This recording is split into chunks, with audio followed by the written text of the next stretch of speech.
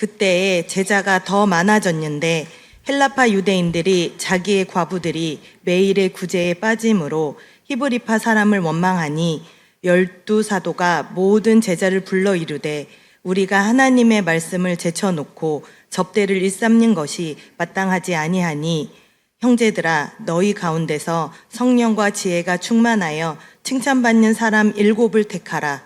우리가 이 일을 그들에게 맡기고 우리는 오로지 기도하는 일과 말씀 사역에 힘쓰리라 하니 온 무리가 이 말을 기뻐하여 믿음과 성령이 충만한 사람 스데반과 또 빌립과 브로고로와 니가노르와 디몬과 바메나와 유대교에 입교했던 안디옥 사람 니골라를 택하여 사도들 앞에 세우니 사도들이 기도하고 그들에게 안수하니라. 함께 읽겠습니다.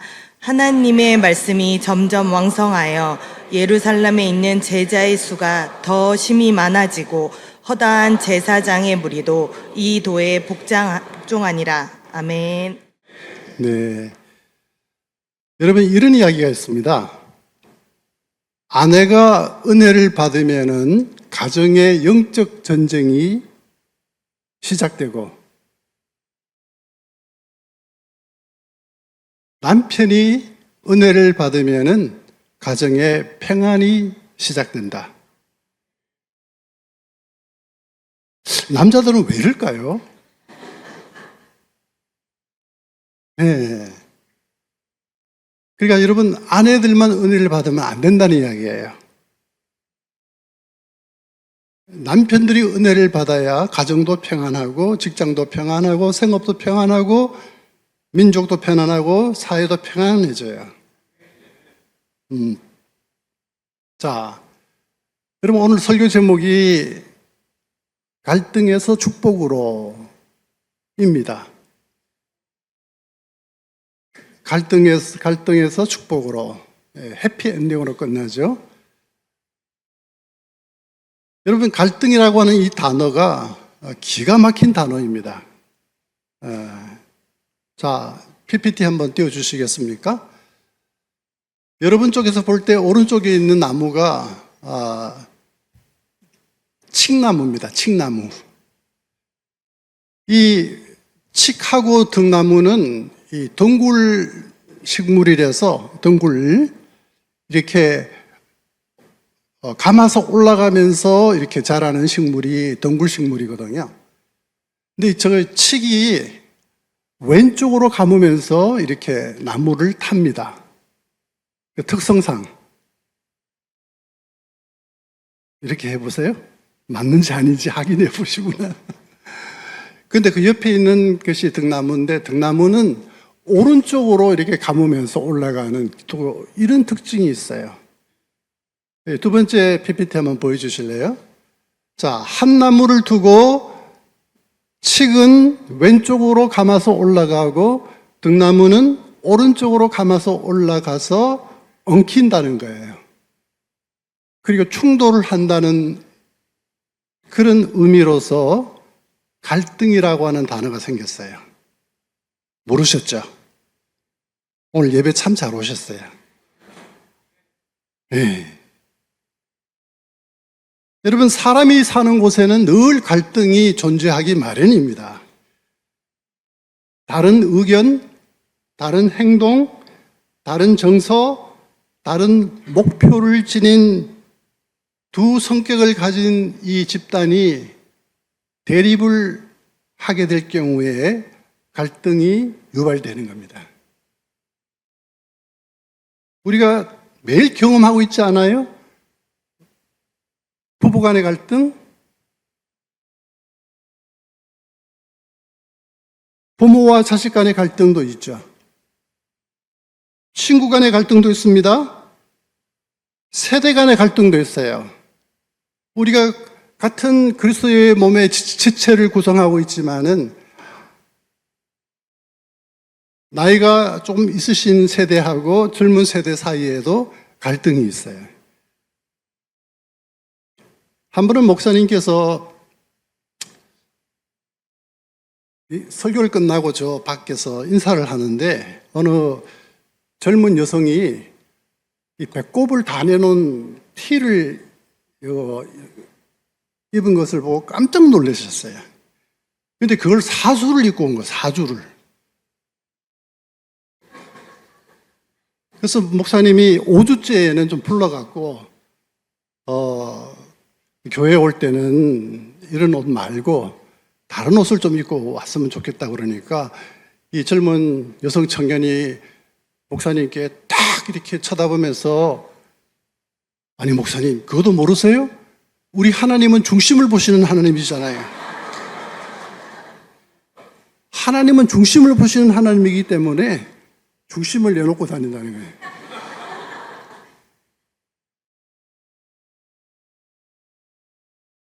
여기에 50대, 60대 되시는 분들 길거리에서 배꼽을 내놓고 다니는 사람들 보면은 불편해요, 안 불편해요?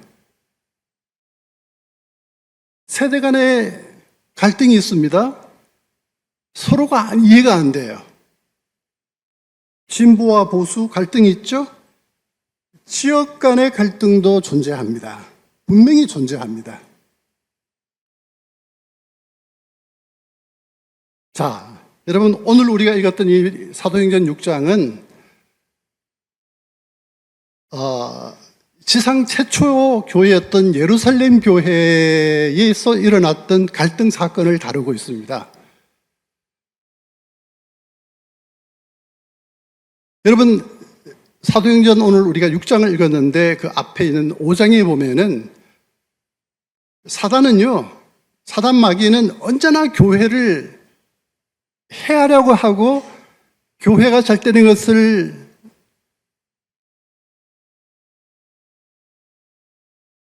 볼 수가 없고, 그리고 교회를 붕괴시키려고 합니다.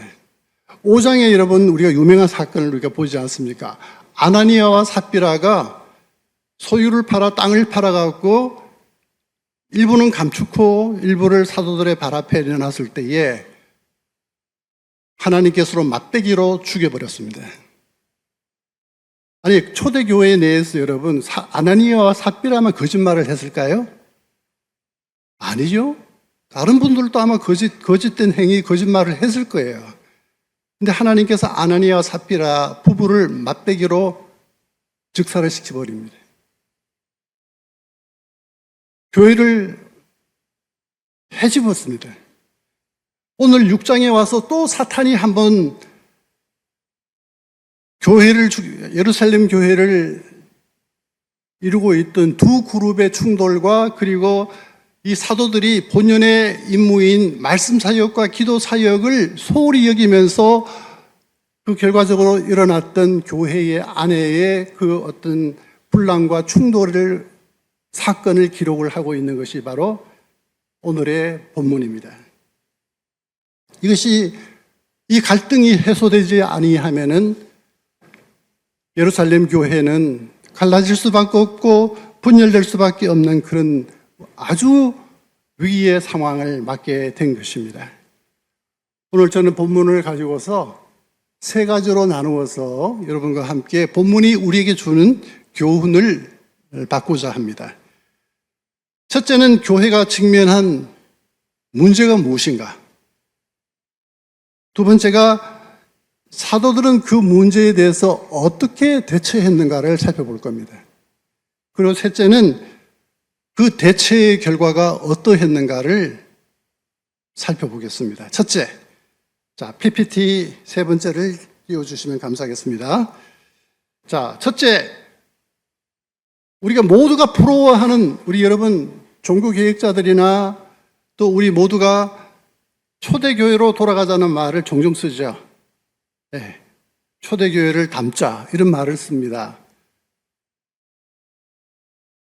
근데 초대교회가 예루살렘 교회인데, 지상 최초의 교회가 예루살렘 교회인데, 예루살렘 교회조차도 우리가 담고 싶은 모범적인 그 교회조차도 지상교회의 불완전성을 이 사건을 통해서 우리들에게 신뢰로 보여주고 있다는 거예요. 그런데 이 갈등이 잘 해소가 되어서 하나님의 말씀이 흥왕했고 예루살렘에 퍼져나갔고 허다한 제사장들도 예수님을 믿고 개종하게 되는 사건으로, 그렇게 해피엔딩으로 끝나는 사건이 바로 오늘 우리가 읽었던 본문입니다. 자, 여러분, 예루살렘 교회가 직면하는 문제가 무엇이었는가? 자, 1절을 제가 현대인의 성경으로 제가 가져왔습니다. PPT. 여러분 시력이 되시는 분들은 한번 읽어보실까요? 같이요. 그런데 같이요. 신도들의 수가 급격히 늘어남에 따라 불만의 소리도 함께 터져나왔다. 헬라 말을 쓰는 유대인들이 히브리 말을 쓰는 유대인들에게 불만을 털어놓은 것이다. 그들은 날마다 식량 배급을 받을 때 자기네 가부들이 히브리 말을 쓰는 가부들만큼 많이 받지 못한다고 불평하였다. 예, 제가 현대인의 성경을 잘 쓰지 않습니다. 네, 오늘은 한번 가져와 봤어요. 괜찮죠, 여러분?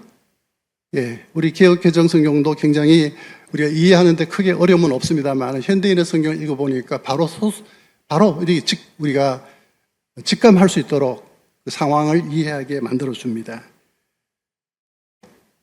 여러분, 6장 1절에 나와 있는 그때라는 것은 언제인가 하면은요, 그때, PPT 네 번째를 띄워주시겠습니까? 네, PPT 네 번째. 자, 예루살렘 교회가 빠른 시간 내에 아주 급속하게 성장을 했습니다. 여러분 2장 41절에 보니까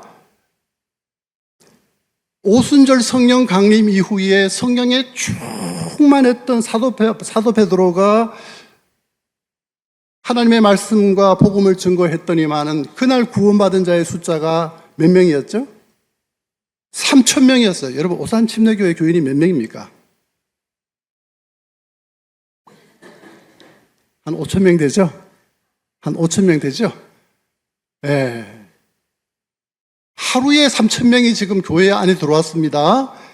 그리고요, 예. 4장 4절로 넘어가십시다.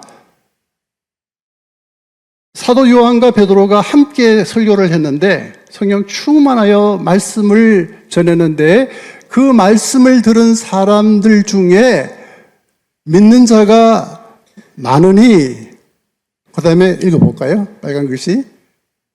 남자의 수가 약 5천이나 되었더라. 여러분, 아주 짧은 기간 속에 예루살렘 교회는 폭발적으로 성장을 한 것입니다. 이걸 대충 이렇게 신학자들이 계산을 해봤더니만은 벌써 사도행전 6장에 와서 예루살렘 교회 교인이 최소 15,000명, 최대 2만 명까지로 그렇게 잡습니다. 여러분, 12명의 사도가 15,000명을 목양한다고 생각해 보세요. 여러분, 그게 제대로 목양이 되겠습니까? 거기다 구제 사업까지 해야 되거든요. 구제까지 해야 되거든요. 그래야 교회에 문제가 생길 수밖에 없는 거죠. 자, 첫 번째는 교회가 급속하게 성장함으로 말미암아 사도들의 일손이 딸린 거예요. 그게 첫 번째 갈등의 원인이 되었고, 두 번째는 이 예루살렘 교회를 구성하고 있던 두 가지의 핵심적인 그룹들이 있었어요. 아까 여러분 읽을 때에 헬라 말을 쓰는 유대인, 히브리 말을 쓰는 유대인 이런 표현이 나오죠. 예, 여러분 오산 침례교회는 어떤 그룹들이 지금 이렇게 교회를 구성하고 있는지를 모르겠어요.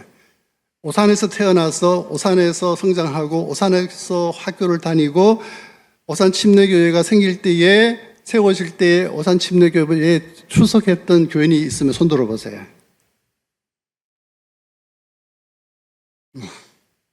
자손들도 있어요? 예.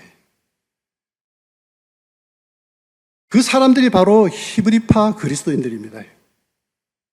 이 사람들은 예루살렘 교회를 50%라고 이야기를 한번 해보십시다. 예루살렘의 절반을 형성하고 예루살렘 교인을 절반을 형성하고 있던 부류의 사람들이 히브리파 유대인들이고 이들은 팔레스타인 땅에서 태어났고 팔레스타인 땅에서 성장했고 이들은 히브리어와 아람어만 사용을 했었고 이들은 율법에 정통했고 그리고 유대인의 전통을 철저하게 지키려고 했던 사람들이고 그리고 굉장히 보수적인 사람이었어요. 대표적으로 베드로 같은 사람이죠. 사울 같은 사람이죠. 그런데 또 한 그룹을 형성했던 사람들이 누구냐 하면은 헬라말을 쓰는 유대인이었어요. 팔레스타인 땅이 아닌 타국에서 디아스포라죠. 흩어진 자. 디아스포라는 흩어진 자란 뜻이에요. 예. 여러 번의 전쟁을 통해서 본토에 살지 못하고 그들이 흩어져서 15개 나라, 지중해 15개 나라에 흩어져 살던 이 디아스포라 유대인들이 절기를 지키기 위해서 3대 절기가 있지 않습니까? 아세요? 유대인의 3대 절기? 예.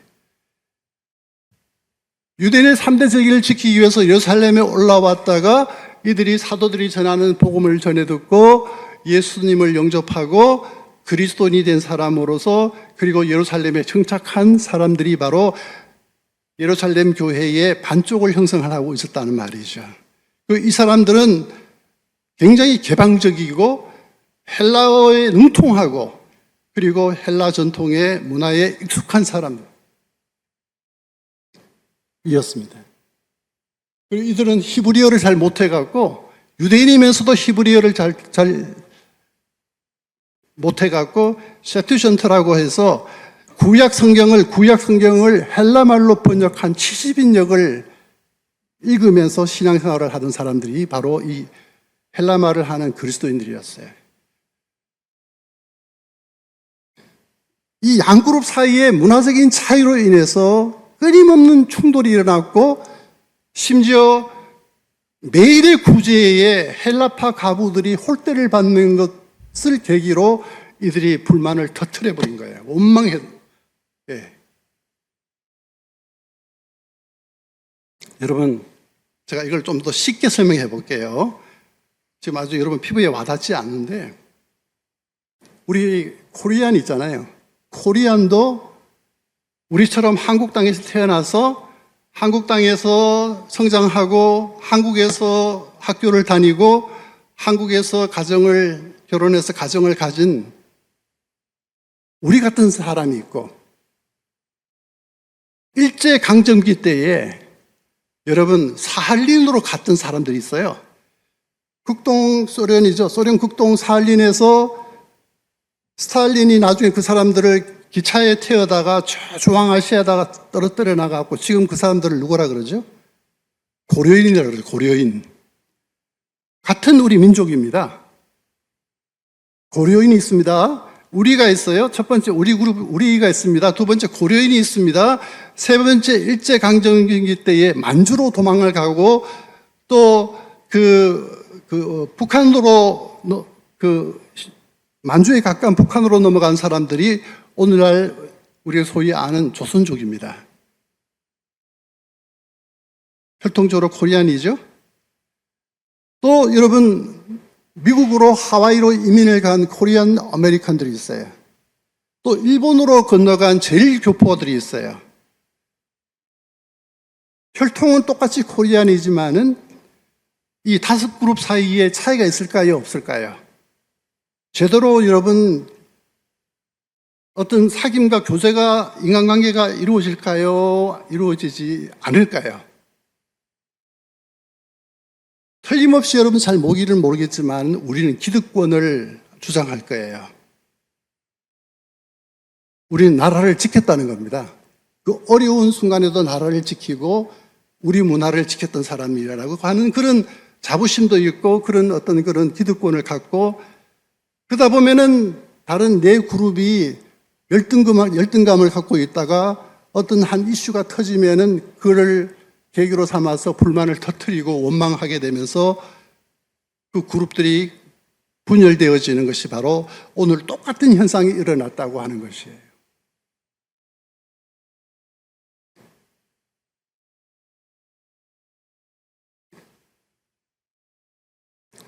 왜 이 헬라파 유대인 과부들이 메일의 구제에서 빠졌는가? 이거는 우리가 신학적으로 추적을 해볼 필요가 있습니다. 여러분, 메일의 구제라고 하는 것은 12사도가 15,000명의 교인들 가운데 과부들이 있잖아요. 과와 가부와 객들은 하나님이 반드시 돕고 챙기라고 구약에서 명령하셨기 때문에 여러분 12명이 15,000명 가운데 과부들을 매일 찾아가서 식량과 생필품을 나누는 일 자체를 했다는 이야기예요.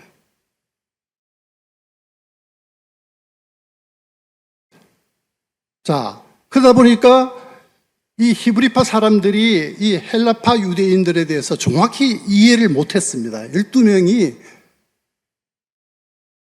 헬라파 유대인들에 대한 정확한 이해가 부족했거나 아니면 숫자가 너무 많아갖고 과부들의 숫자가 너무 많아갖고 본의 아니게 홀대를 받은 것이 아니겠는가 이렇게 한번 해석을 해볼 필요가 있는 거예요.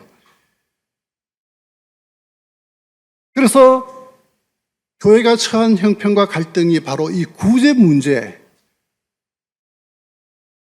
비롯되어서 결국은 자기들이 마이너리티고 그리고 열등의식을 갖고 있었기 때문에 자기들은 유대인이지만은 히브리어도 잘 못하고 아람어도 잘 못하고 율법도 잘 모르고 굉장히 개방적이고 헬라 문화만 익숙하니까 이런 마이너리티들이 구제 문제를 계기로 삼아서 교회 안에서 불만을 터뜨리면서 불평하면서 원망하면서 극단으로 치달은 것이 바로 오늘의 이 사건이에요.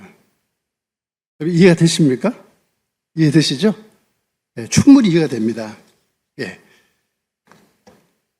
자, 그러면 이 상황에서 사도들은 어떻게 대처를 했는가? 이 문제가, 이 갈등이 잘 바르게 해소되지 아니하면은 초대교회 예루살렘 교회가 분열될 수 있고 깨어질 수 있는 상황이었어요. 사도들은 이 문제를 어떻게 해결했는가가 우리에게 중요한 교훈을 주고 있습니다. 자, PPT 5번째 띄워주시겠습니까? 사도들의 대처에 대해서 한번 살펴보겠습니다. 글씨가 굉장히 적네요. 그래도 여러분 한번 열심히 읽어봅시다. 시작. 우리가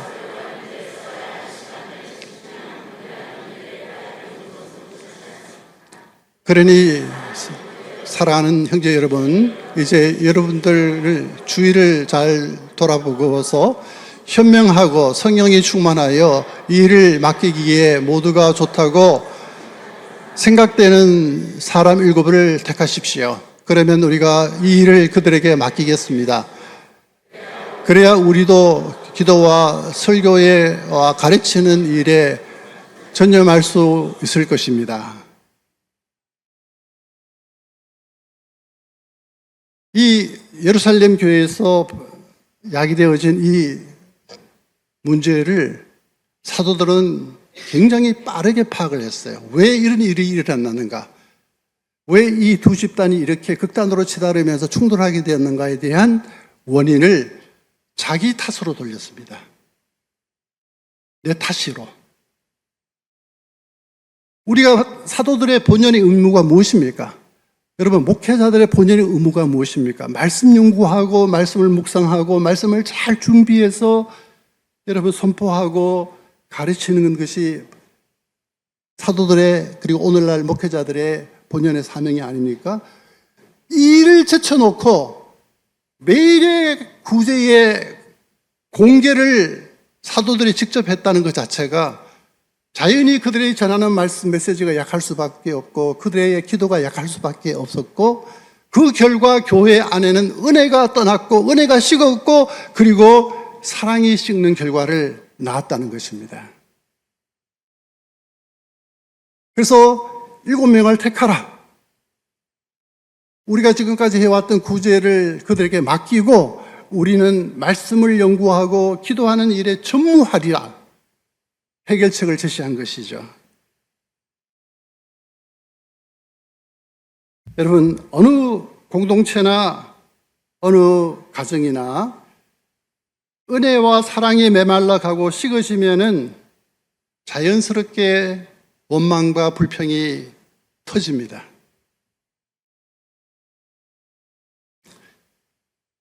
여러분, 사랑하는 부부에게는 좁은 침대도 굉장히 편하게 느껴져요.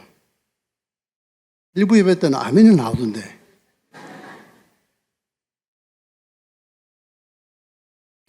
저도 한번 어머니 집에 갔더니만은 어머니가 홀로 사시니까 건너방에 그 적은 침대가 하나 있어요. 트윈 아주 작은 침대에 아내랑 거기에 둘이가 한번 잡았습니다. 저는 벽에 딱 붙어서 스파이더맨처럼 거미처럼 딱 붙어 잡고 아내를 편하게 자게 하기 위해서, 재우기 위해서. 네, 조금은 불편했지만은 견딜만 하던데요. 그런데 여러분, 사랑이 식고 서로 미워하는 부부에게는 아무리 큰 침대도 불편해요. 이 인간이 왜 내 옆에 있지? 이 인간이 왜 이 침대에서 자지? 공감이 가세요? 네, 공감 간다 그러세요. 다 해봤잖아요. 사랑이 식으면은요, 다 귀찮아요. 손가락이 여부르면 자꾸 남편에게 갑니다. You! 아내의 손가락은 남편에게 가고, 당신 때문이라고. 남편 손가락은 아내에게로 가고요. 부모의 손가락은 자식한테 가고, 자식의 손가락은 부모한테 가고, 친구 사이도 마찬가지예요. 그건 사랑이 식고 은혜가 식었다라고 하는 결정적인 증거입니다. 근데 은혜로 충만하고 사랑으로 충만하면은요, 웬만한 것은 다 넘어갈 수 있어요. 그렇지 않습니까, 여러분? 아멘? 네. 마음이 여러분, 이렇게 넉넉해지고 마음의 폭이 넓어져요. 아나니와 삽비라가 아니라 바나바가 그런 사람이 아니에요. 전 재산을 팔아갖고 사도들을 발 앞에 내놓고 가난한 사람을 도와주라고 그렇게 전 재산을 내어놓는 것처럼 성령 충만하고 은혜 충만하면요, 마음이 넉넉해져요. 마음이 넓어져요. 아멘? 우리 모두가 그런 사람이 되기를 바랍니다. PPT 6번 띄워주시겠습니까? 자, 제가 SNS에서 저 사진을 발견했습니다. 이미 여러분 다 눈치챘네요. 이 사진의 제목이 뭐냐 하면은 이게 결혼이답니다. 이게 결혼이다. 샌드위치를 남녀가 나누어 먹으려고 하는데 뭐가 나타나죠? 줄자가 나타납니다. 정확하게 반으로 자르기 위해서 줄자가 필요했던 거예요. 사랑이 식으면 저렇게 된다는 겁니다. 여러분, 저렇게 해본 적 있으세요? 네, 남편하고는 해봤잖아요, 저렇게. 근데 자식한테는 저러지 않습니다, 여러분, 엄마들. 자식들한테는 저거 다 줄 수 있어요. 이번에 제가 프랑스를 다녀왔는데요. 프랑스에는 박스 제도라는 결혼 제도가 있어요. 희한한 제도더라고요. 그러니까 정식 결혼은 아닌데, 하나의 어떤 계약 결혼이죠. 계약 결혼입니다. 근데 모든 혜택은 또 정식으로 결혼한 사람들하고 똑같이 받아요. 사회보장도 똑같고, 그 다음에 자녀 수당도 똑같이 받는데, 이혼을 쉽게 할 수 있어요. 그 가이드가 프랑스 아내하고 싸웠대요. 예, 음식이 너무 짜다는 식으로 막 불평을 했더니만은 아내가 자기 방으로 훅 들어가더니만은 컴퓨터로 인터넷으로 뭐를 치더래요. 그게 뭐냐면은 법정에다가 내가 이 남자하고 내가 헤어지겠다고 하는 서류를 보내는 거예요. 그러면 그 다음날 트럭이 옵니다. 트럭이 와 법원에서 트럭을 보내갖고 남자 물건을 빼버린대요.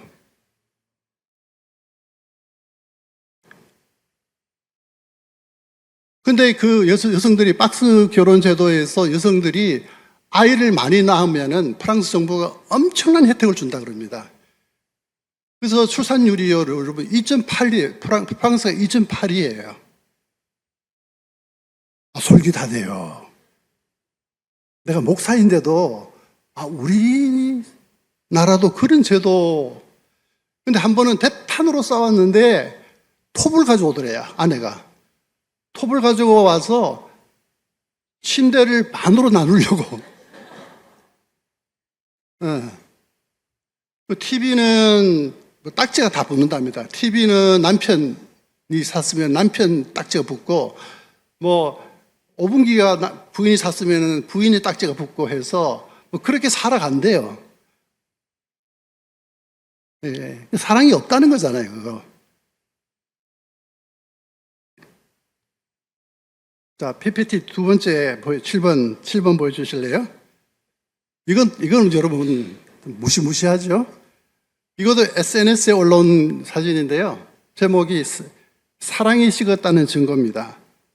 아내의 사랑이 식었다는 증거를 보여주는 사진입니다.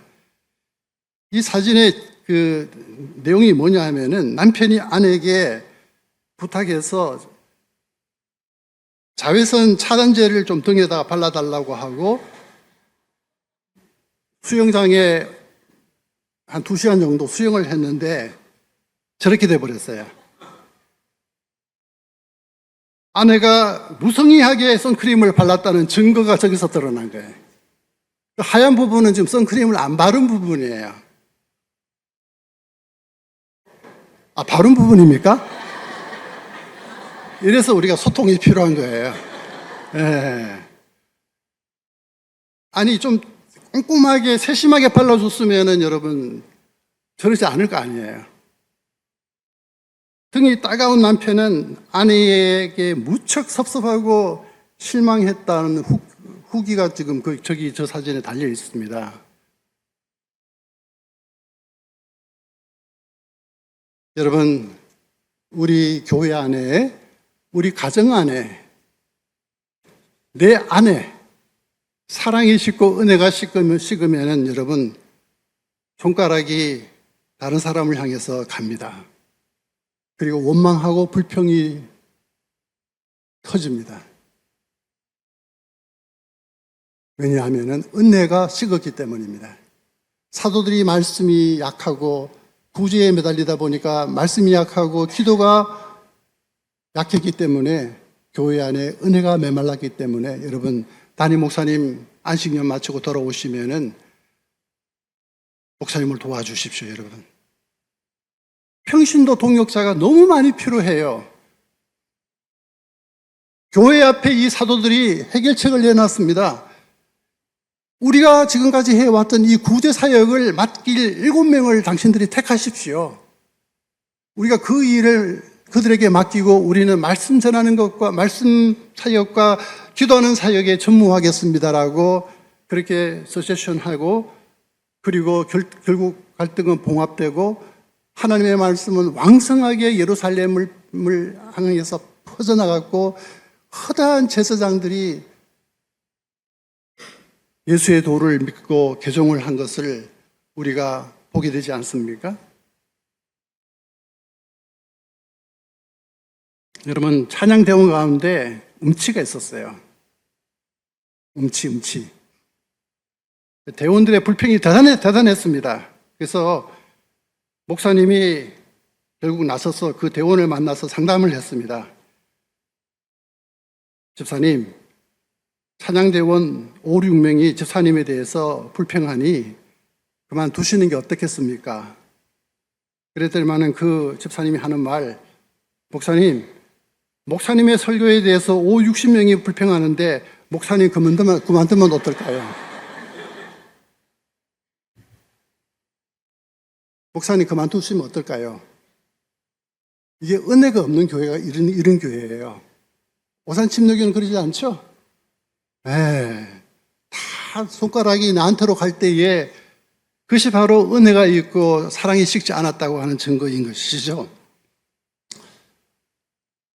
사도들이 7명의 사도들이 뽑힐 때에 자격이 제시됐습니다. 첫째는 성령 충만한 자였습니다. 성령 충만한 자.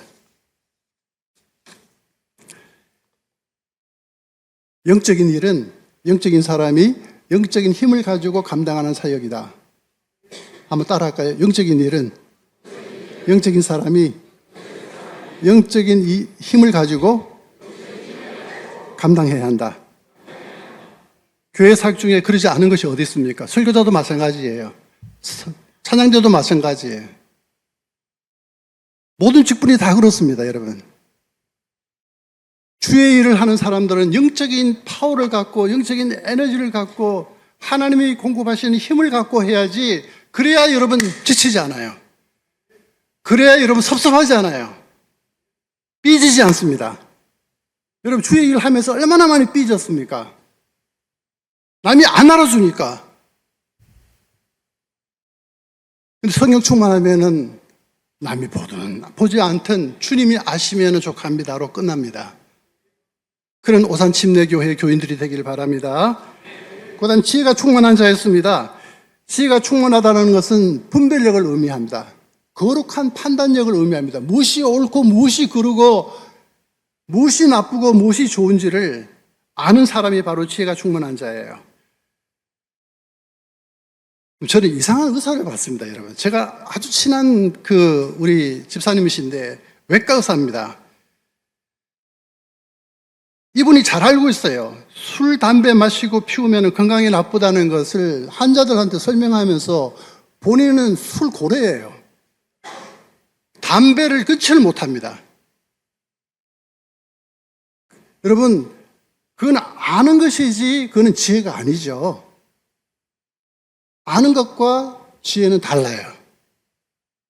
자, 세 번째는 칭찬받는 사예요. 예.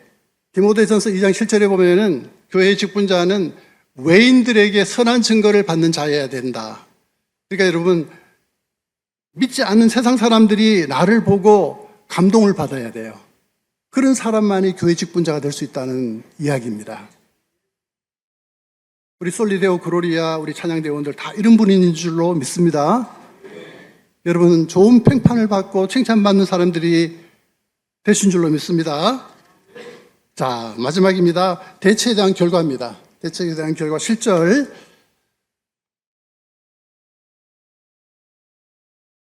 사도들이 자신의 본연의 임무이었던 말씀 사역과 기도 사역에 몰입한 결과 하나님의 말씀이 왕성하게 퍼져나갔고, 그리고 그 결과 주께로 돌아오는 제자의 수가 많아졌다라고 성경은 기록을 하고 있습니다. 여러분, 사도행전은 부흥이라는 단어나 성장이라는 단어를 사용하지 않습니다. 오히려 하나님의 말씀이 왕성했다라는 표현을, 독특한 표현을 쓰고 있습니다. 이 왕성이라는 표현은 번성하다, 그리고 풍성하다, 그리고 강해지다라고 하는 의미를 갖고 있어요. 저는 오산 침례교회 강단이 말씀으로 강해지기를 원합니다. 말씀이 풍성하기를 원합니다. 말씀이 번성하기를 원합니다. 말씀이 닿는 곳마다 회개가 일어나고, 말씀이 닿는 곳마다 영혼이 살아나고, 말씀이 닿는 곳마다 가정이 회복되어지고, 말씀이 가는 곳마다 영혼이 주께로 돌아오는 역사가 일어날 줄로 믿습니다. 결론입니다. 여러분, 12사도가 얼마나 훌륭한 사람들이었습니까? 예수님께 3년 동안 직접 따라다니면서 생활하면서 교육을 받은 사람이고 훈련받은 사람인데도 불구하고 12명이 목회하던 예루살렘 교회도 문제가 있었다는 거예요. 교회는 문제가 있을 수밖에 없는 거예요. 갈등이 있을 수밖에 없는 거예요. 왜? 우리는 서로 다르기 때문에. 그러나 이걸 어떻게 해소하는가, 해결하는가가 더 중요한 거죠. 말씀에 전무하고 기도 사역에 전무할 사람은 그렇게 할 수 있도록 여러분 배려해 주십시오. 그리고 여러분은 아론과 훌처럼 목사님들, 목회자들의 오른손과 왼팔이 되어 주시기를 간절히 부탁드립니다. 그럴 때 아말렉을 이길 수가 있어요. 적들과 싸워서 이길 수 있습니다. 교회의 은혜가 풍성할 수 있습니다. 우리 잠깐 기도하겠습니다. 제가 여러분께 기도 제목을 드리겠습니다. 이런 기도 제목입니다. 여러분, 세상에 완전이란 존재하지 않습니다. 완전한 교회가 없습니다. 완전한 남편도 없습니다. 완전한 아내도 없고, 완전한 부모도 없고, 완전한 자식도 없습니다. 그러나 인생을 살면서 우리가 얼마나 많은 갈등을 경험하고 있습니까? 그것이 우리를 힘들게 하지 않습니까? 그러나 갈등은 해소될 수 있고 얼마든지 해결될 수 있습니다. 우리의 본연의 자리, 우리가 있어야 할 자리에 우리가 있기만 하면은 우리가 하나님을 떠나지 아니하고 말씀과 기도를 붙잡고 우리가 본연의 자세를 지킨다면은 우리는 얼마든지 행복하게 건강하게 하나님 은혜 가운데 살아갈 수 있습니다. 하나님, 우리 자리를 떠나지 않게 하여 주시옵소서. 하나님 앞에 서게 하여 주시옵소서. 우리의 자리가 하나님의 자리가 되기를 원합니다. 잠깐 기도하겠습니다. 하나님, 오늘 이 말씀을 통하여 이 지상교회의 불완전성을 우리가 보았습니다. 하나님의 우리 가정의 불완전성을 우리가 알고 있습니다. 남편으로서, 아내로서, 부모로서, 자식으로서 우리의 불완전함을 우리가 알고 있습니다. 하나님, 갈등 속에 우리가 살고 있지만은 그 갈등을 하나님의 말씀으로 하나님 앞에 섬으로 말미암아 하나님 앞에 완전하게 해결받을 수 있도록 주님 축복해 주시고, 이제는 트러블 메이커가 아니라 피스 메이커로 살아갈 수 있는 우리의 남은 생에 될 수 있도록 주님 축복하여 주시옵소서.